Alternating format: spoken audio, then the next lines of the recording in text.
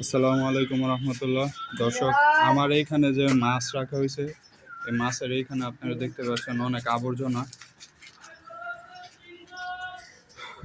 এখানে অনেক আবর্জনা আছে, তো এগুলোকে পরিষ্কার করব। আসসালামু আলাইকুম রহমতুল্লাহ। দর্শক, আমার এইখানে আর কি অনেক ময়লা আবর্জনা জমা হয়েছে। এইখানে যে মাছ পালি, মাছটা যা হয়, মানে এখানে যে মাছ পালি, এখান দিয়ে অনেক ময়লা আবর্জনা ধুলাবালি ছড়ায়। তো এই ময়লাগুলো দেখাতো, এগুলো আজকে আমরা পরিষ্কার করবো সব। উঠে সব পরিষ্কার করতে হবে, উঠে আয়।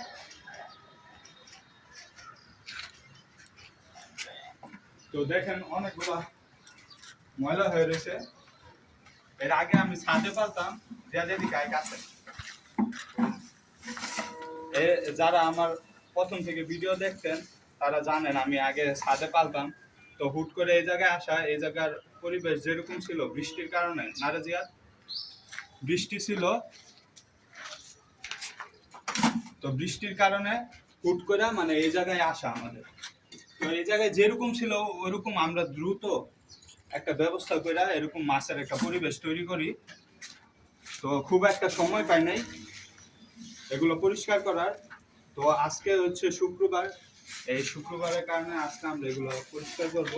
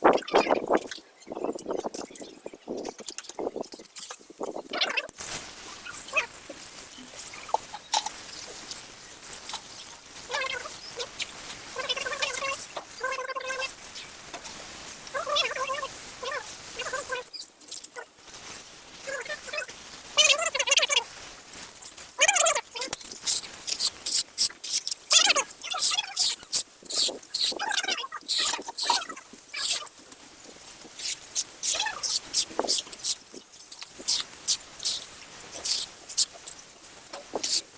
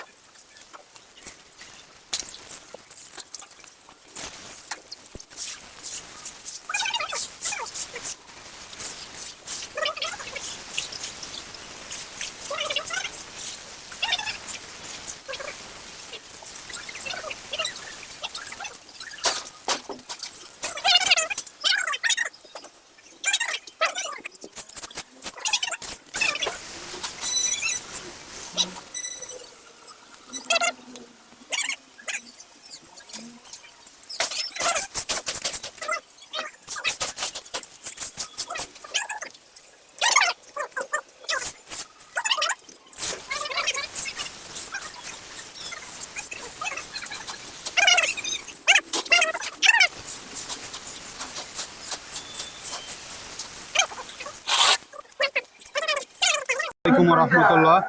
দর্শক, ভিডিও করতে করতে আর কি নামাজের প্রায় সময় হয়ে গেছে, বক্তব্য শুরু হয়েছে মসজিদে।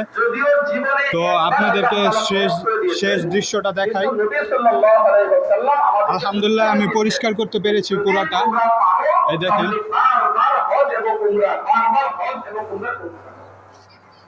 খুব সুন্দর করে পানি দিয়ে পরিষ্কার করা হয়েছে।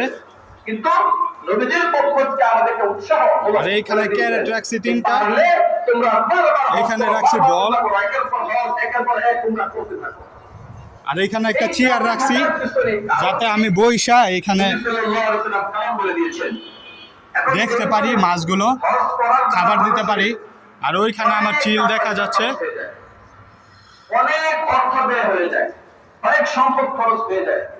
তো দর্শক, ভিডিওটা করতে অনেক কষ্ট হয়েছে আর কি, কাজটা করতে অনেক কষ্ট হয়েছে। তো সবাই একটা করে লাইক দিয়ে দিন এবং কমেন্ট করেন সুন্দর। দেখেন কত সুন্দর দেখা যাচ্ছে এখন। প্রথমে কি অবস্থা ছিল আর এখন আলহামদুলিল্লাহ কত সুন্দর।